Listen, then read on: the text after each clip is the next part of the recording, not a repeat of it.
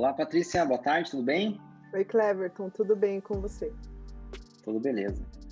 Pessoal, então eu estou aqui, eu e a Patrícia, nós vamos falar hoje sobre a nossa reunião extraordinária que aconteceu nessa manhã, dia 11 de novembro de 2021. É uma reunião extraordinária, ela teve como ordem do dia o processo referente ao programa de gestão, o teletrabalho. O relator foi o Marcelo Mazzetta. E a segunda pauta foi informações sobre a reunião realizada em 27 de outubro de 2021, que foi convocada pelos membros eleitos do Conselho Superior do Instituto Federal do Paraná. Essa primeira pauta, então, o Marcelo Mazzetta trouxe, né, a questão do teletrabalho. Ela já havia sido apresentada em uma outra reunião, só que o Conselho solicitou vistas ao processo, porque ele havia tido uma pouca divulgação e havia algumas falhas ali, que a Patrícia vai comentar um pouquinho mais, alguns vícios ali, né, Patrícia? E a gente acabou optando por colocar esse processo para análise novamente. Então, ele ficou aberto à comunidade, houve uma consulta um pouco mais ampla nesse momento agora, e hoje, né, aconteceu a aprovação dele pela unanimidade ali do Conselho. Teve uma abstenção só do professor Brandão, né, Patrícia? Isso mesmo, Cleverton. Essa reunião essa pauta, ela foi apresentada pela primeira vez em abril desse ano, num período muito, pessoalmente para mim, muito difícil, né, por conta da pandemia, e eu não participei dessa reunião que foi pedido vistas, mas ao acompanhar a ata, então foi pedido vistas justamente porque não houve um amplo debate sobre o tema com a comunidade do IFPR. E os conselheiros fizeram o pedido, incluindo ali o conselheiro que representa o sindicato, e para que isso fosse amplamente divulgado, amplamente debatido, e foi o que aconteceu, né? Então a Progep, ela toma ali algumas providências, realiza ali algumas reuniões, lives, inclusive, com servidores de outras instituições que já passaram por essa situação, não, né? Mas que estão implantando esse plano de gestão na modalidade do teletrabalho, com as diversas modalidades que o teletrabalho traz. E aí, então, essa pauta retorna para a gente hoje. É a pauta para nós, como conselheiras e conselheiros ali, representantes dos técnicos, no caso eu, Daiane, Marcelo Mazzetta e Silvana, nós já estávamos, assim, já havia um consenso entre nós tínhamos recebido diversas manifestações de servidoras e servidores para que fôssemos favoráveis a essa pauta. E a pauta, ela vem para regularizar, né, na realidade, regulamentar o teletrabalho. Esse é o termo utilizado, né, não é trabalho remoto, nem home office. O termo utilizado na normativa, inclusive, né, do governo federal, é teletrabalho. Então, o que a Progep fez? Ela apresentou ali no processo um manual e fez a minuta da portaria. O Marcelo Mazzetta, que foi o relator, nós conversamos com ele, eu e a Daiane, na segunda-feira, antes da reunião, né, segunda-feira dessa semana, e nós fizemos ali, principalmente a Daiane, fez diversas sugestões para o Marcelo Mazzetta, e ele acatou praticamente todas. O que ficou pendente hoje, que a gente percebeu, foi em relação aos critérios de adesão ao programa, né, que eram critérios subjetivos. Por exemplo,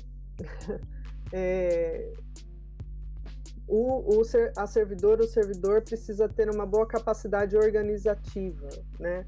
Como é que você vai avaliar isso de forma objetiva, né? Ou precisa ter, ele precisa ter uma boa comunicação. Como que você faz esse tipo de avaliação, né? Então, isso, assim, esses critérios que são subjetivos, eles cabem mais numa avaliação do trabalho em andamento, mas não como critério de adesão ao programa.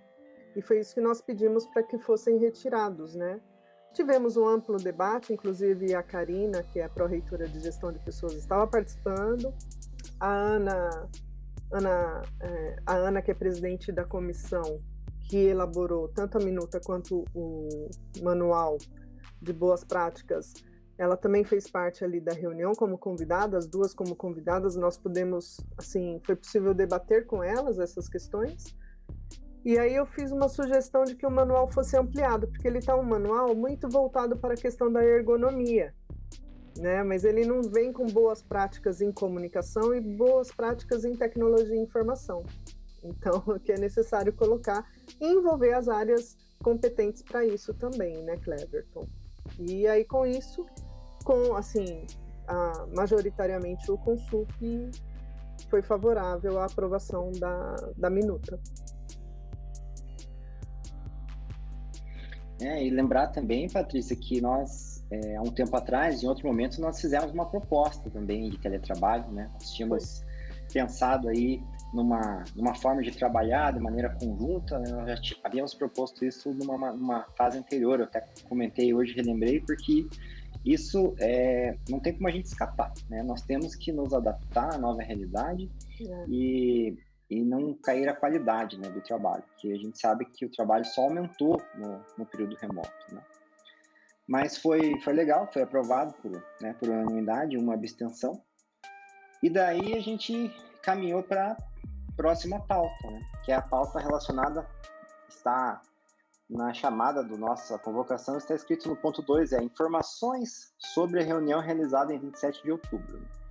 Então, na verdade, foi uma convocação dos membros eleitos do Conselho Superior do Paraná, e é importante a gente resgatar o porquê que a gente pediu essa reunião, né? Então, todo mundo, né, o Instituto Federal como um todo, os servidores e servidoras sabem que a gente está passando por um momento crítico, onde o governo federal pretende fazer o reordenamento de algumas unidades dos institutos federais pelo Brasil, e o Paraná era uma das propostas, estava fazendo parte do objetivo de uma das propostas, e a nossa comunidade se movimentou, professores, técnicos administrativos, alunos, e contra essa proposta, né? Houve uma consulta pública também, feita pela reitoria.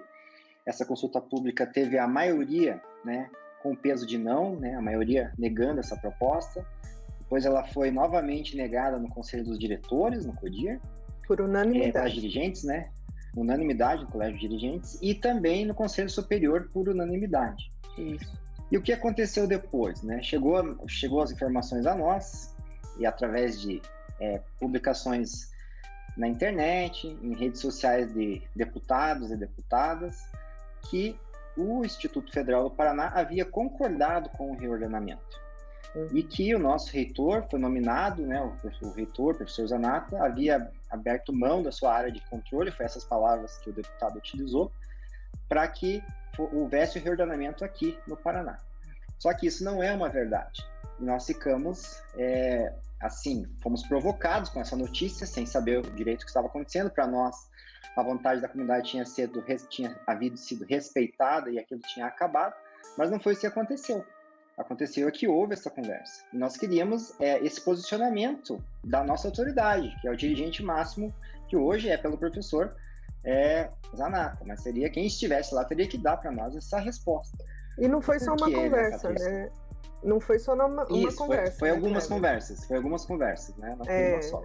Teve uma movimentação mesmo em Brasília, com o Ministério da Educação incluído, e com parlamentares, a respeito após, inclusive, o IFPR se manifestar desfavorável. Eu estou falando IFPR, que é a comunidade do IFPR. E aí, a nossa comunidade. E aí, essa pauta ela é retomada, inclusive, com convites feitos ao reitor, e ele participa disso. Então, foram várias reuniões, assim, demonstrando que a vontade da comunidade foi desconsiderada, né? Isso. E é legal a gente retomar aqui também as indignações, porque nós sabemos que isso é um assunto que já é ventilado há alguns anos atrás. Só que o que a gente entende enquanto conselheiros ali, né? Para o pessoal que nos ouve aí, nos segue, entender o que foi o nosso posicionamento, e não é nosso de conselho especificamente, é nosso conversando com os colegas e construindo isso juntos, né? O que a gente faz, a gente conversa com os pares e construímos a nossa fala conjunta ali. A gente entendeu que nesse momento, e nos termos como foi nos dado, que é sem aumentar nenhuma vaga para docente, sem aumentar nenhuma vaga para técnico administrativo, sem aumentar nenhuma vaga para aluno, né, ela não nos interessa, porque a gente percebe que é uma movimentação apenas política. Então, o que fizemos? Nós fizemos essa movimentação em defesa do Instituto Federal do Paraná, porque nós somos o Conselho Superior, o órgão máximo ali dentro do Instituto, né, o colegiado máximo. Instância soberana. Exatamente. E a gente tem que lembrar que a proposta dos institutos federais é ser emancipatório. né? É a nossa comunidade ali ter ali a possibilidade de gerenciar a sua instituição. E o governo federal, ele quer tirar isso de nós, né? A partir do momento que ele faz essa reordenamento, ele pode colocar um interventor nessas novas unidades. Esse interventor precisa apenas ter um vínculo com o EBTT, mas ele pode ser de qualquer órgão do Brasil. Sim. E quando você coloca um interventor, você faz uma movimentação política. Então, a gente passou por uma estabilidade política por anos aí. Né? A gente teve uma estabilidade política, a gente sabe, quem é um pouco mais antigo no IF sabe como é complicado. A gente tem um interventor que vem com a ideia dele, depois troca, né? Depois vem outro, de repente ele leva um golpe do amigo, o amigo entra, sabe? Então essas coisas assim a gente acaba ficando estressante dentro da comunidade, né? E o nosso reitor, né, e nosso reitor que estava em exercício, ele acabou desrespeitando esses princípios democráticos, continuando essa conversa que já havia sido finalizada no Conselho Superior. Então, o que acontece? A gente chamou essa reunião para pedir os esclarecimentos. E hoje a gente pediu novamente esclarecimentos. Você pediu, o professor Colombo pediu, enfim, Daiane, Rodolfo, eu, todo mundo, a gente queria saber, né? Os demais conselheiros e conselheiros que estavam ali, sim, pelo chat, Brandão, o pessoal queria saber. Vários, Matheus, isso. O YouTube, o YouTube, os servidores estavam ali cobrando, muita gente escrevendo. A gente acompanha o chat ali, né, Patrícia? Estavam escrevendo sobre isso. Então, o que acontece? Nós discordamos de qualquer prática que não dialogue, qualquer prática que não dialogue com todo mundo. É isso que aconteceu. E por isso que nós chamamos uma reunião extraordinária, e daí teve um desfecho um pouco complicado essa reunião, né? Eu queria até que a Patrícia comentasse um pouquinho sobre os motivos ali que foram elencados. Estão querendo anular essa nossa reunião, né, Patrícia? A nossa última reunião do Conselho. Isso. E lembrando que o atual reitor, ele foi um interventor aqui também. Ele foi um reitor pro tempore, né? Ele participou dessa nossa crise institucional, né, na solução até que ele foi eleito reitor. Então, qual que é o ponto, né, Cleverton, que, assim, o que a gente entendeu como conselheiros, lembrando que para chamar uma reunião extraordinária do Conselho, do Consup, nós explicamos isso no vídeo passado, mas retomando isso agora, só para lembrar, de acordo com o regimento do Consup, é o presidente que convoca ou 2/3 das conselheiras e conselheiros. E foi o que nós fizemos. Por que nós fizemos isso? Porque a gente entendeu que como o tema retorna, ele retorna com uma outra força, ele retorna de uma forma, assim, com outras questões postas, não mais como uma divisão de 2 institutos ou de 3 institutos, mas de 4 institutos aqui, né? O IFPR sendo fatiado em 4 partes. Porque como você não tem um investimento na infraestrutura e na estrutura de recursos humanos, né? Então é um fatiamento daquilo que já existe. É uma precarização disso. E o reitor, ele não nos convocou em nenhum momento para retomar esse assunto, para conversar conosco e dizer que então o deputado que é o representante da bancada federal do Paraná, ele havia solicitado um estudo ao reitor a respeito disso. E aí, nesse sentido, que ele deveria ter convocado o Consup para fazer esse apontamento, ele não faz. E aí começam, então, essas notícias a serem publicizadas, inclusive com os discursos dos deputados federais, né, representantes aqui do Paraná também, dizendo que a comunidade do IFPR era favorável ao reordenamento e agradeciam ao reitor Odacir Antônio Zanata. E isso causa um grande desconforto em nós, gera aí uma crise institucional e nós então conseguimos e convocamos a reunião. 2/3 das conselheiras e dos conselheiros fazem essa convocação. A gente abre um processo no SEI, instrui esse processo, e aí então a SOC, que é a Secretaria dos Órgãos Colegiados, ela tem acesso ao processo, ela também instrui o processo, ela toma ciência da convocação e ela questiona a convocação no próprio processo, né? Com isso, a conselheira que estava instruindo o processo, porque nesse momento a gente faz uma organização entre nós, esses 2/3 dos conselheiros, né? Que uma conselheira iria fazer a instrução do processo, que foi a conselheira Vanessa. E ela vai fazer esse diálogo com a SOC. Não é que ela estava liderando o grupo, não é nada disso. E nem falando pelo grupo. é somente por uma questão administrativa. Precisa de uma pessoa só para fazer a instrução, não precisa de todo mundo. Todo mundo ao mesmo tempo. Não existe isso. Então a Vanessa se dispôs, foi lá, né, com a anuência de todos nós, e ela então instrui o processo. Inclusive a instrução desse processo ela é feita toda pautada nas reuniões que nós fazíamos entre nós. Né, olha, agora faz isso, os despachos escritos, né, isso tudo passava pelas nossas aprovações também. Isso, encaminhar nos e-mails, né, a gente já encaminhando, assinando, tudo paralelo ali, acontecendo junto. Né? Não existe uma liderança, até porque são 2/3, a gente está apenas cumprindo o regimento. E por que a gente está cumprindo o regimento? Porque o IFPR precisa de uma defesa diante desse cenário.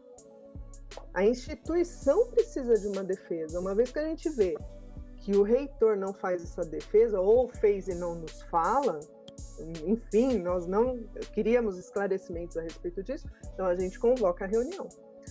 E aí, nesse sentido, o que acontece? Qual foi o ponto de hoje que foi pego, né? A SOC tem dúvidas a respeito dessa convocação, dúvidas muito elementares que, inclusive, estavam bem explícitas em vários artigos do regimento, e diz que vai encaminhar para a Procuradoria Federal para que ela possa dar um parecer. Ora, a SOC não delibera sobre reuniões, ela assessora sobre reuniões. Se ela vai fazer uma consulta sobre isso, ok, não tem problema, pode consultar. Mas a reunião deve ser, o rito dela deve seguir, porque está no regimento. Está muito bem instruído o processo nesse sentido, né?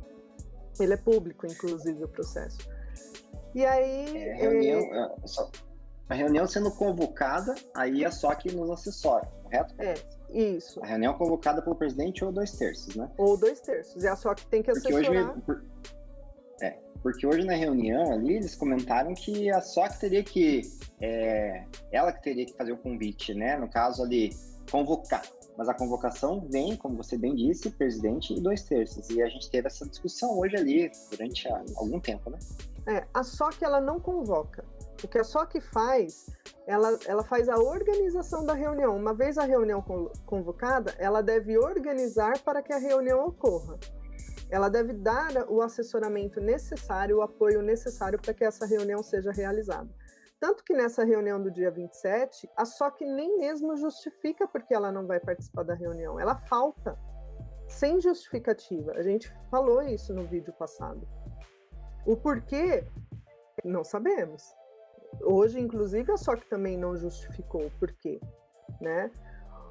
E aí, o que acontece? A SOC instrui o processo com 2 pedidos para a Procuradoria. Nesses 2 pedidos que ela faz de esclarecimentos para a Procuradoria são enviesados, porque existem questões ali que não estão tratadas. Mas, enfim, o processo ele foi encaminhado para a Procuradoria, a doutora Carliane, que é uma pessoa, assim, uma procuradora muito competente, mas tanto eu quanto você e outros conselheiros também acharam de forma enviesada esse encaminhamento, né? E aí, então, o que acontece? A SOC, ela exclui a possibilidade de fazer instrução processual no processo. Ela fecha esse processo, ninguém mais consegue instruir. E a Vanessa, que era a relatora sobre o tema do reordenamento, não consegue colocar o seu relato, ela não consegue dar andamento na reunião via processo SEI. O que acontece? A Vanessa, nessa hora, ela fica em dúvida e cancela a reunião de forma indevida, equivocada. Porque um membro não é suficiente para cancelar a reunião que foi convocada por 2/3 do conselho, entendeu? Então ela não poderia, ela fez... Pode falar.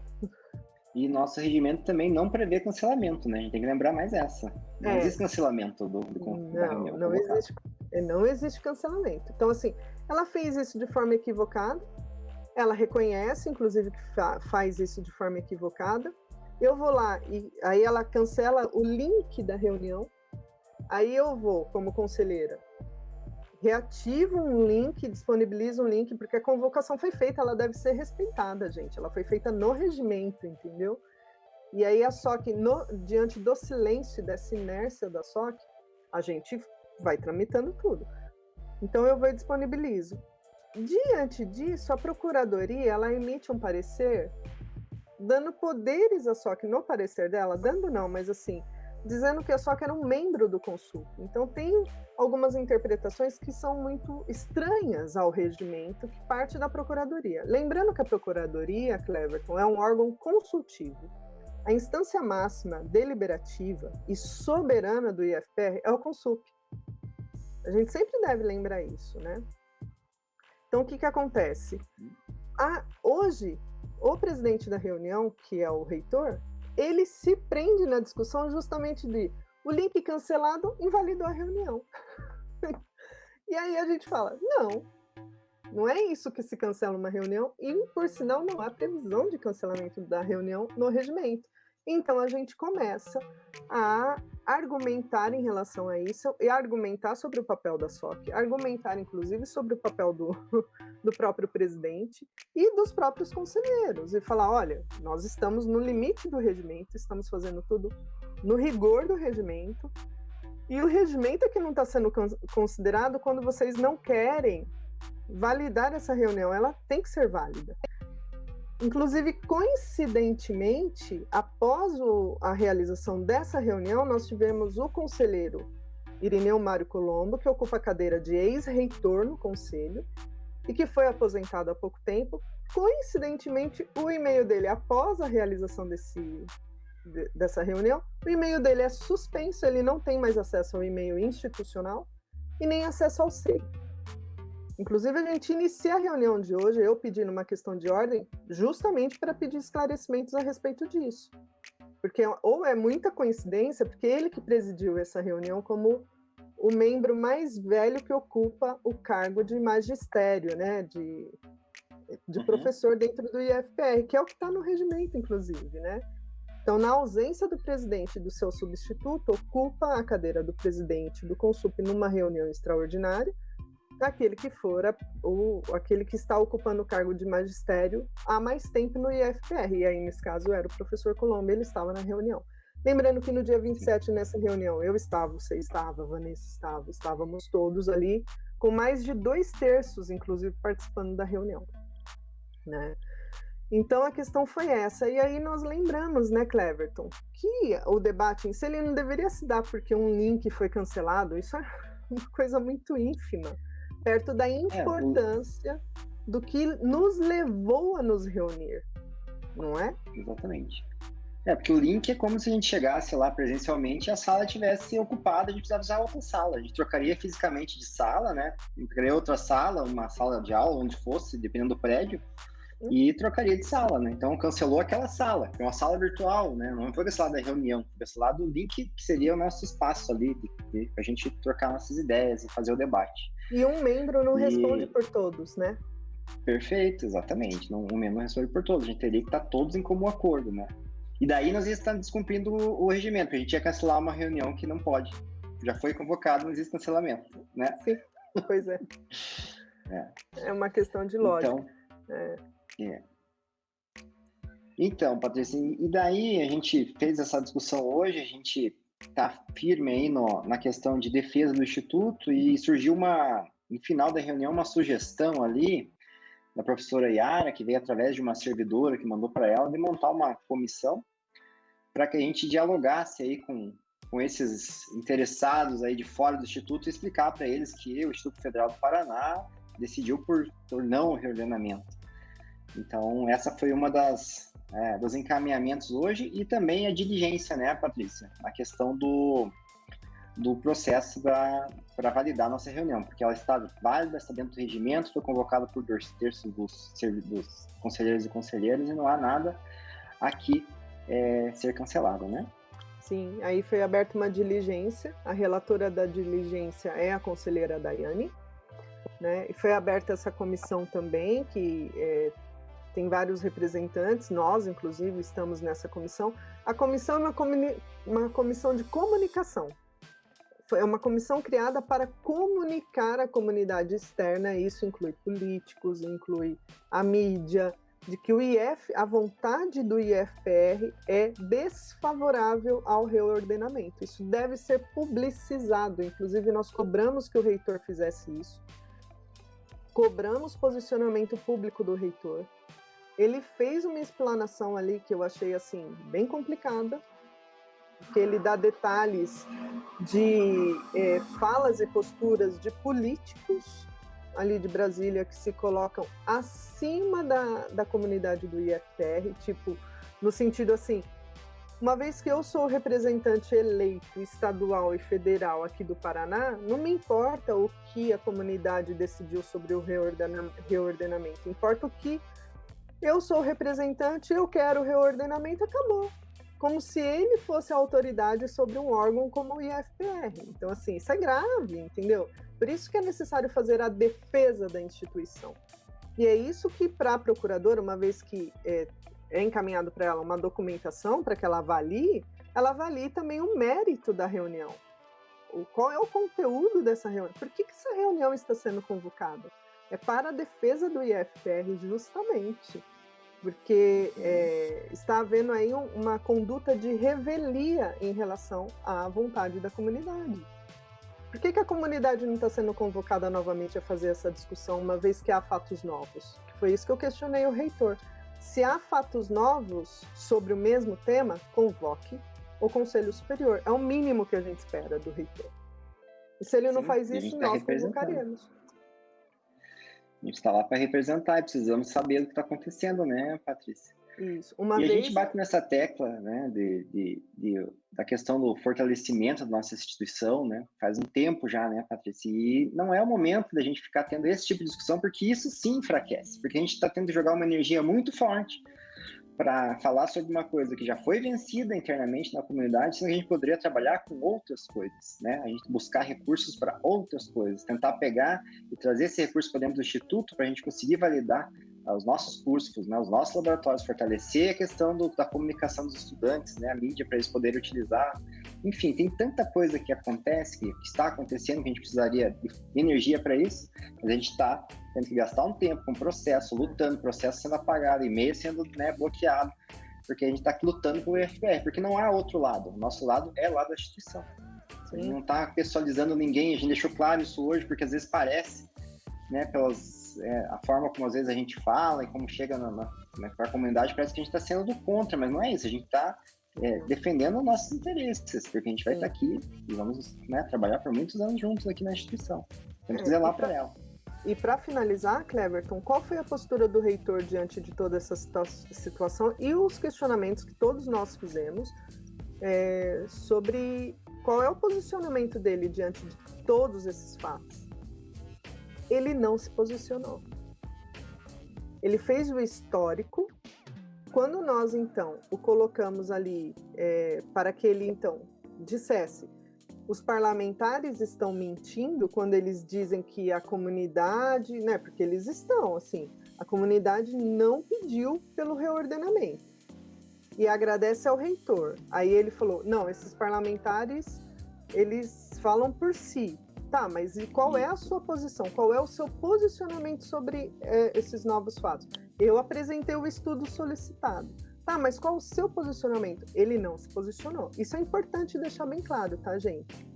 Nós cobramos, ele foi cobrado, ele não se posicionou. Ele fez um discurso, vários, e não se posicionou. Então, assim, essa falta de transparência, essa postura não transparente, nos preocupa. E eu gostaria de ter uma postura transparente do reitor do IFPR. Inclusive, o Rodolfo foi bem cirúrgico, né, na hora que ele perguntou ao professor lá de Jacarezinho, essa questão. Ele falou: mas o senhor foi nominado, né, professor Zanata, né? Ele falou do seu nome lá na Câmara.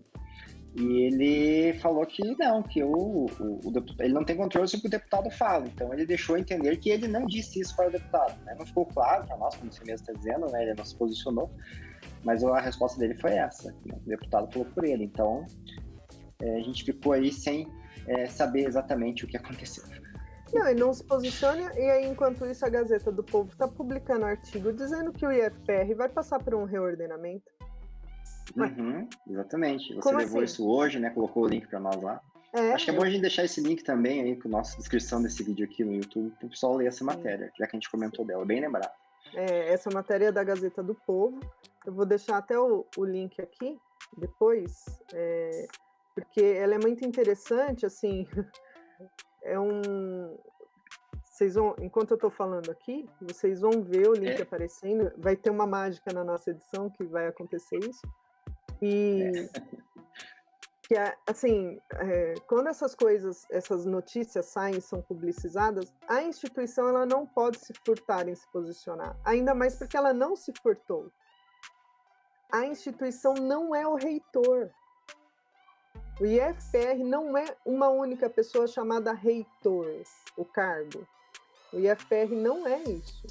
Então foi isso que nós colocamos para o reitor, inclusive. O senhor foi eleito, o senhor ocupa uma cadeira importante, ela é muito importante, é o dirigente máximo da instituição, mas o senhor não tem um cheque em branco da instituição para nos representar.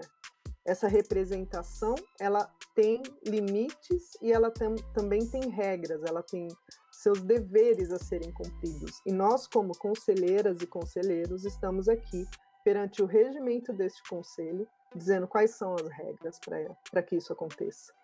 Entendeu? E queremos que os princípios da administração pública sejam respeitados, principalmente o da transparência, o da publicidade. Né? A gente quer que isso seja respeitado, da razoabilidade, né? Da economicidade, porque esse reordenamento em nada gera economia. Pelo contrário, é um gasto sem recursos.